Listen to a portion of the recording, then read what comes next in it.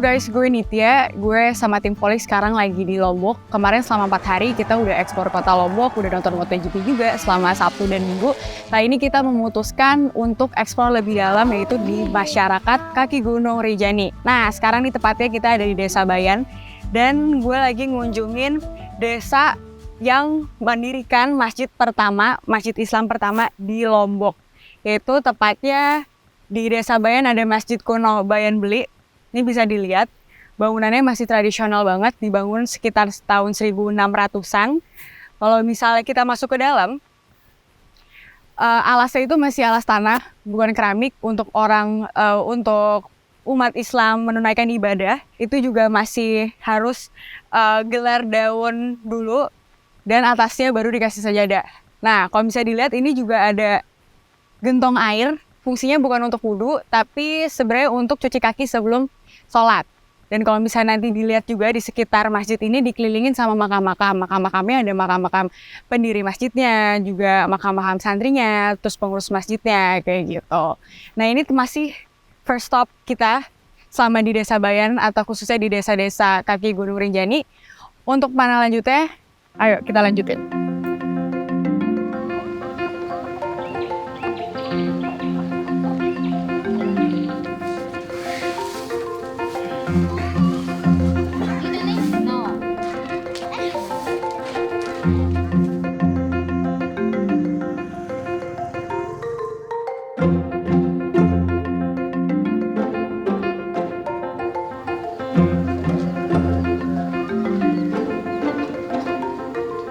Nama saya Pak Nawasin, saya sebagai RT 1 di desa ini, Dusun Seraru ini. Jadi saya bisa menerima Bapak Ibu Saudara sekalian yang berkunjung di sini. Saya mengucapkan banyak-banyak terima kasih atas kunjungan Ibu. Ya. Ini kan saya lihat masih rumah adatnya ini masih tradisional sekali ya Pak. Boleh dijelasin nggak Pak, ini tuh rumah adatnya sebenarnya terbuat dari apa sih? Kalau struktur rumah itu kan ada dari kayu sama bambu, cuma itu saja. Dan sebagai penahan itu ada pengikat, ada namanya ikan balik, supaya ringan dari itu, makanya dia menggunakan kayu sama bambu. Jadi setiap ada hujan kayak tahun-tahun yang lalu ada gempa bumi, ada itu, cuma dia tidak terlalu rusak begitu. Oh iya. Kalau kami di sini itu karena ada inan balinya. Kenapa disebut ina? Induknya itu ada di dalam itu kayak tempat kita tadi.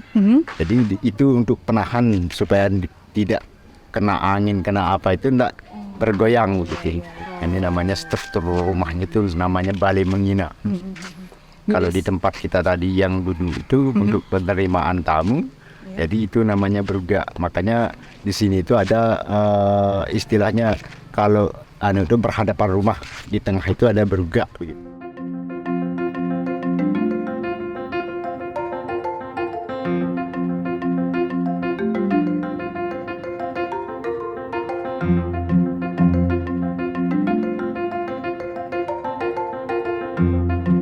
Desa Senaru ini sendiri ada berapa rumah Pak di dalam? Kalau di induk desanya cuma hanya 20 rumah yang masih tetap dibangun yang kayak gini. Dari 20 rumah itu sekitar ada berapa keluarga? 68 jiwa yang ada. Kan 22 kakak. Tapi kan kenapa dia menjadi 68 jiwa itu? Jadi yang satu rumah itu kan misalnya dia punya anak laki 2. Atau baru 1 yang menikah, misalnya masih gabung satu rumah itu 2 kakak. Terus yang selain itu kan punya anak 5 misalnya yang satu rumah. Berarti yang satu rumah itu 7 jiwa yang tinggal di satu rumah. Itu udah total ya Pak? Ya. Dari adanya hasil perkawinan juga gitu. Kalau misalnya membahas tentang perkawinan nih Pak, di sini tuh ada upacara atau tata cara perkawinannya. Saya juga pernah dengar juga cerita-cerita juga kalau ada seperti konsepnya kawin lari. Jadi perempuannya ini dibawa lari dulu sama laki-lakinya, itu kayak gitu juga Pak berarti? Iya. Namanya apa tuh Pak? Kalau masalah di kawin lari itu kan walaupun kita tahu anak kita yang dilarikan oleh orang yang dari pihak laki. Jadi hari besoknya itu kita musyawarah sama ahli waris. Jadi pihak perempuannya itu dibawa dulu sama laki-lakinya, baru keesokan harinya kedua keluarga dari pihak laki-laki sama perempuan itu musyawarah ini sah atau tidak perkawinannya gitu ya Pak. Nanti di musyawarah itu saya dengar juga ada mahar kayak ngasih kerbau atau sapi gitu ya Pak. Kenapa kita orang tua dulu itu pakai kerbau? Pada saat pesta perkawinan itu dia istilahnya dipotong itu, disembelih untuk acara pesta perkawinan. Ada larangan tersendiri nggak Pak? Misalnya perkawinan itu harus dijalankan atau diadakan saat bulan-bulan apa atau dilarang Itu kan saat hari apa kalau gitu. perkawinan nanunya misalnya gua menikah pada bulan Syaban atau Ramadan, itu kan kalau dari orang tua itu memang tidak diperbolehkan. Tapi kalau dia nekat atau dia melanggar, dia harus mau menikah sama si A atau si B itu, yang laki itu diharuskan ada juga kenanya sanksi. Oh, sanksi. Ya malah itu untuk persiapan pesta perkawinan itu, jadi misalnya yang seperti biasa dia 1 ekor kerbau, jadinya akan menjadi 2 ekor kerbau.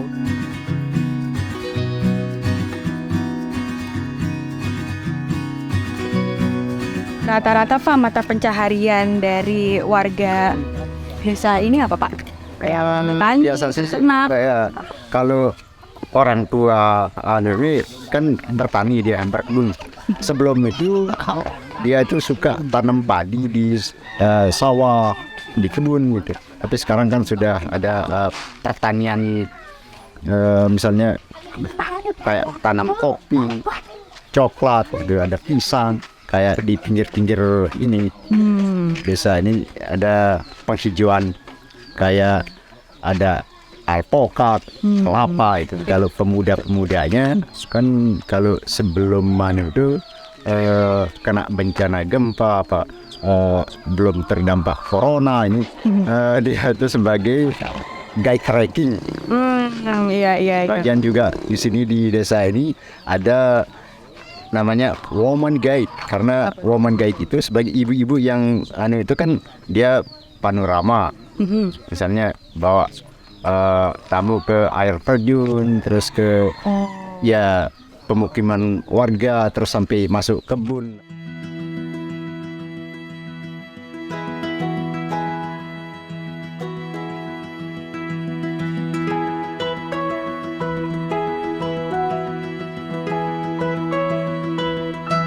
Ini itu namanya berem ya Pak? Brem ini dibuat dari beras ketan. Ini kalau sudah yang bening-bening kayak gini itu sudah umurnya 1 bulanan. Oh, Itu kan semakin lama dia semakin mantap, itu semakin enak. saya coba kali. Ya bisa dicoba. Kalau orang tua di sini itu kenapa dia buat yang seperti ini? Karena untuk penghangat badan dan untuk menambah tenaga sebenarnya. Orang tua dulu itu setiap dia kerja di kebun atau di sawah itu harusnya dia buat ini untuk minumnya, untuk menambah tenaganya kerja, penghangat badannya, karena di daerah sini itu masih pegunungan gitu. Makanya harusnya ada, tapi tidak boleh terlalu banyak minum gitu. Sekedar untuk ada rasa penghangat badan. Berarti terbuatnya dari tadi Beras ketan. beras ketan yang difermentasi. Iya. Kurang lebih berapa lama Pak proses? Kalau itu selesai dimasak itu kan dikubus dulu pakai bak plastik atau ember lah gitu. Jadi selama itu ditutup 1 minggu setelah dimasak itu. Dikasih cuma ada sedikit tapinya untuk menyebabkan menjadi kayak itu bakterinya gitu. Jadi setelah 1 minggu baru bisa dikeluarkan dan dipisah gitu. Pisah beras itu yang itu kan sudah lembek, dia airnya sudah keluar gitu. Kan dalam 10 kilo itu dikasih 5 liter air. Jadi prosesnya memang sekali buat bisa langsung banyak ya. Oh ya. Misalnya kalau kita buat 50 kilo, itu kan sampai berapa itu penandaran baknya itu sampai 4 atau 5 gitu. Makanya dikasih air kalau yang 50 kilo ya paling lah 20 liter air gitu. Yang 20 liter air itu kalau dia sudah lembek, beras itu sudah bisa dipisah dengan airnya, itu bisa sampai 60 liter lah.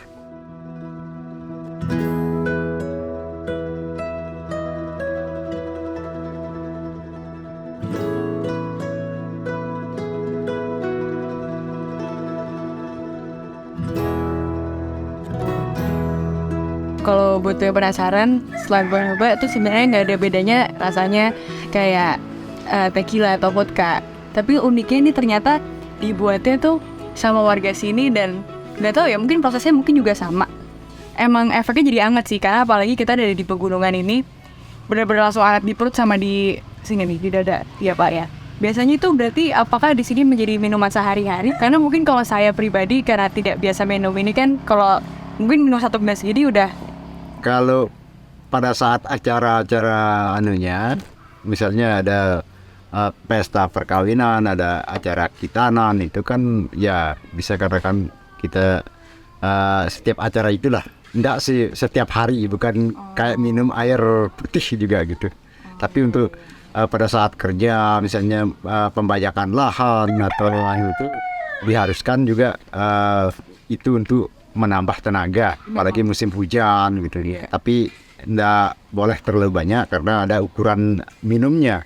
Misalnya ini ada 1 gelas yang kita tuangkan, jadi palinglah setengah gelas lah gitu. Ini pernah terukur nggak Pak alkoholnya kira-kira berapa persen nih? Memang kalau ibu-ibu di sini sih enggak pernah, tapi cuma ada perkiraan, ada anunya. Misalnya dalam 1 bulan itu ada perubahan, misalnya kedua bulannya ada perubahan, sampai ini bisa sampai di stok sampai 1 tahun lah gitu. Apalagi dia sampai 1 tahun itu tidak ada warna putihnya, sampai dia kelihatan kayak minyak goreng lah gitu.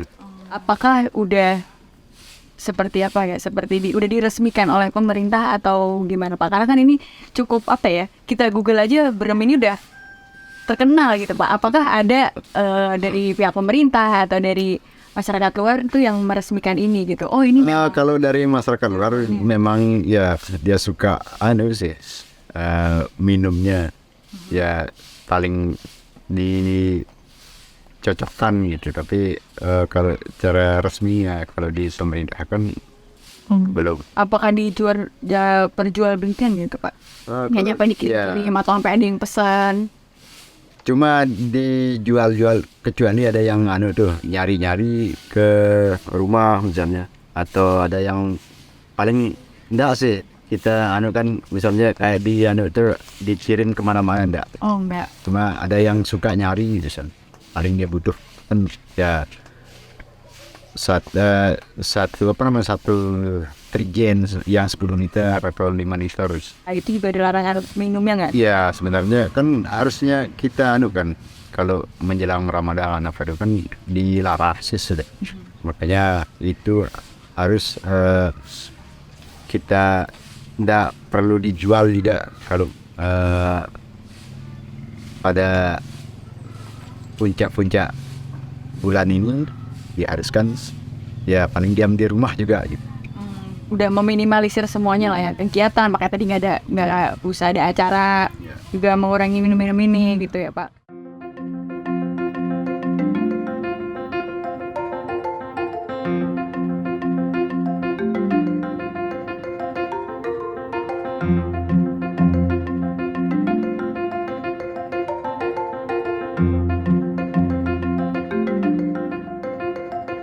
Tadi kan kalau misalnya di sini mayoritas Islam ya Pak, umat Muslim gitu. Dan sebenarnya ini brem sebagai minuman yang tanda kutip beralkohol pun digunainnya bukan untuk mabuk-mabukan atau berbuat yang aneh-aneh gitu. Benar-benar untuk ngasih tenaga, menghangatkan gitu ya Pak. Di luar itu saya juga pernah mendengar cerita tentang masyarakat di kaki Gunung Rinjani ini masih ada beberapa yang percaya dengan Dewi Anjani. Itu sebenarnya itu gimana Pak ceritanya? Apakah itu sebuah sejarah atau sebuah kepercayaan gitu Pak? Itu kan cuma sejarah saja saya tahu itu. Dewi Anjani itu kan penghuninya gunung. Kalau kita itu dari sejarahnya. Tapi secara pendeknya itu makanya itu nama penghuni gunung itu karena pertamanya dia misalnya ada alam dan gunung itu kan dia ada di sana. Kita itu cuma hanya tahu ya kata orang tua itu cuma ada Dewi Anjani. Dewi Anjani itu kan cuma kita sebut-sebut sebagai cuma penghuninya gunung ini. Dari situ apakah dari orang tua atau memang ajaran masyarakat di sini atau ajaran adatnya harus seperti kulunungunnya atau ada sembahannya atau harus melakukan sesuatu gitu nggak Pak?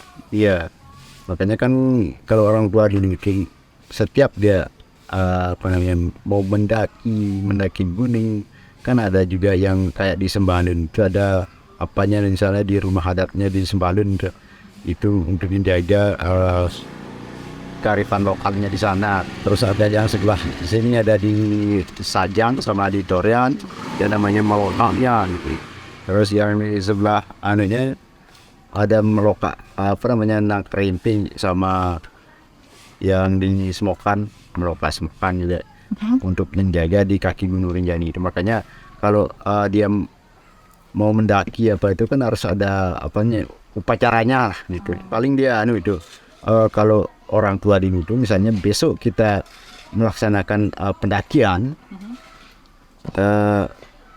besok pagi pada malam hari ini dia melapor ke yang itu dari misalnya dari Torian dia lewat ke jalur Torian masuk ke itu Malokak Toriannya itu. Bahkan besok saya mau mendaki. Iya, ada yang perlu disiapin gitu nggak Pak? Misalnya ada sesajennya apa gitu. Paling ada sesajennya gitu. Makanya di acara itu ada sesajen, terus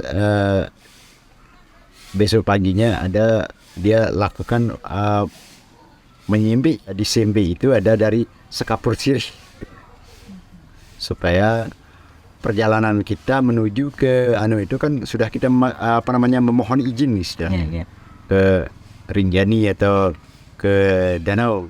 Gunung Rinjani ini sendiri kan juga saya dengar-dengar dan saya baca-baca ada disebut Gunung Suci. Itu kenapa Pak? Ada sebutan gitu tuh? Makanya karena disebut Gunung Suci itu makanya kita yang berkunjung ke sana itu harus kita benar-benar istilahnya kayak kita setelah mandi harus kita bersihin badan dulu, suciin badan, baru kita melaksanakan pendakian gitu. Makanya kalau orang tua dulu itu kan misalnya kalau ibu-ibu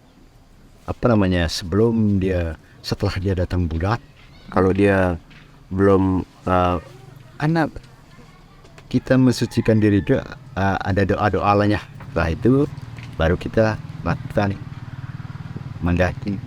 Saya juga dengar ada mangku gunung, ada mangku bumi. Itu bedanya apa tuh Pak? Mangku itu kan begini dia. Ada sebagian yang misalnya kayak tertua adat itu kan ada yang kayak di Bayan Blek, ada di Karangbayu, terus ada yang di sebelah selatan ini di kaki-kaki ini ada namanya Melokak Sajang, Melokak Torian, terus Melokak Senaru, sama di tempat kita ini itu memang menjadi untuk menjaga pintunya masuk ke Gunung Rinjani. Menjaga pintu. Iya. Jadi memang gerbang untuk izin masuknya ya Pak. Kalau dulu sebelum ada itu kan dianukan oleh Taman Nasional, begitu dia mau misalnya kayak di Sembalun, sebelum dia mendaki gunung itu harus dia mampir ke rumahnya kan di Sembalun di itu Majapahit itu kan ada rumah adatnya di sana. Sebenarnya kalau lewat sana kan paling dia kejar puncak Rinjani. Jadi harusnya dia mampir di Anisit, melokaknya di Sembalun itu. Kalau dia lewat Torian atau saja itu, makanya ada melokak Torian gitu. Dia mohon izinnya di sana, atau besok saya mau mendaki ke Gunung Rinjani atau ke danau, hampir di sana dulu.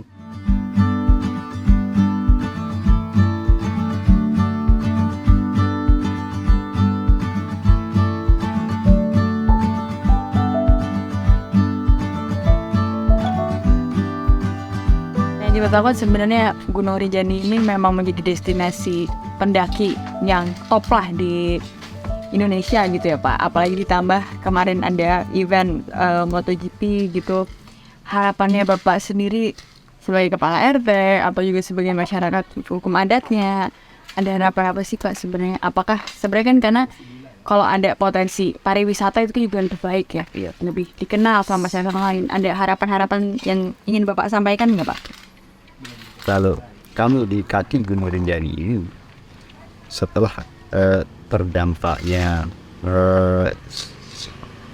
terkena bencana gempa, setelah itu ada terdampak corona, kami itu selain petani, kebun dan sawah itu, kalau kami harapkan dari wisata lah gitu ya, pemuda-pemuda kami di sini itu bisa jadi kayak trekking, panorama itu kan sangat sekarang sudah mulai lancar, kayak sekarang ini kan sudah mulai ada bisa saja pembukaan JP apa ada pembukaan kimia. Saya rasa itu ekonominya semakin maju gitu, berkembang.